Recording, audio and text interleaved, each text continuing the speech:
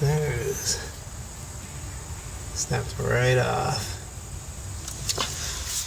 So if you want to keep your wheel from spinning, just put the screwdriver into the rotor like that. There you go.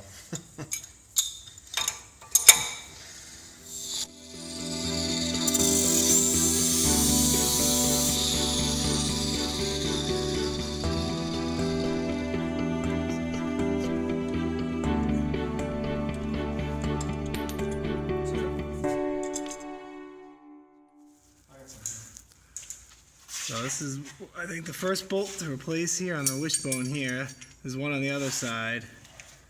And then there's a pin, and the one underneath here has to be removed first, which I wish I had another pin, but I didn't get one.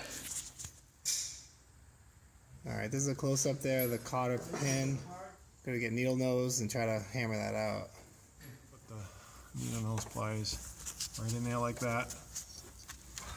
Just grab that, needle nose pliers, and then you take the hammer, you pinch it, and you hammer it out. And that's how you get them out. Nice. I think I got it too. Cheapo Harbor Freight punch. Probably $2 for this thing.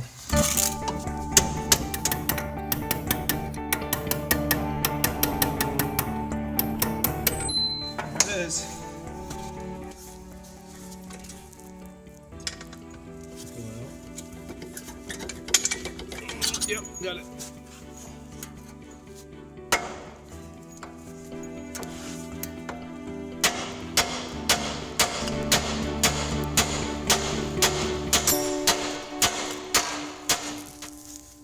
Alright, so the key to getting lower ball joints separated is to put the jack underneath the rotor to put upward pressure on it, and then use a pry bar to put downward pressure on it. You might need an extra hand, and then while you're doing that, you just whack it like I did before, and the combination of those three things and the shock of hitting it with the hammer, it finally released the lower ball joint, and you can see here. Right, so it's been released. That allowed us to get the axle out of the hub, and then to get the axle out of the transmission, we had to drop the plastic shield so we could gain access to the axle. Use the same pry bar. We had to use the same pry bar. I had to reach in here behind, get between the transmission and the axle and pry it out, and with a little bit of pressure it'll pop out, and then we're at the point now where we popped it out. We're going to pull it out and some fluid will probably come out, and then we'll start the process of installing the new one.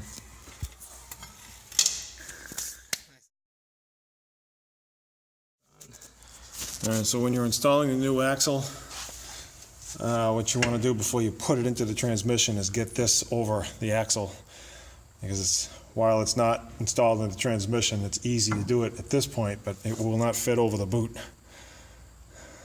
So step one, get this over the axle and then push that into the transmission.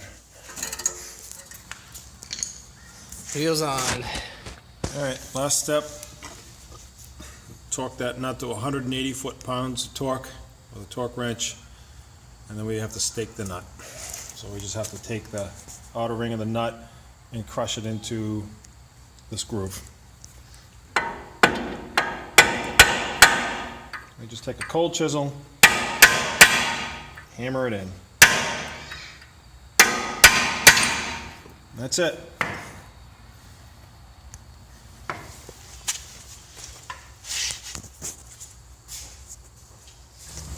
And if you pinch the rubber before the joint turns as you pick it up, it's going to twist the rubber and then keep it twisted when the car is sitting on its own wheel. That make sense? Yeah, I know what you mean. You want to pinch the rubber at the point where the car is at rest. So as the wheel goes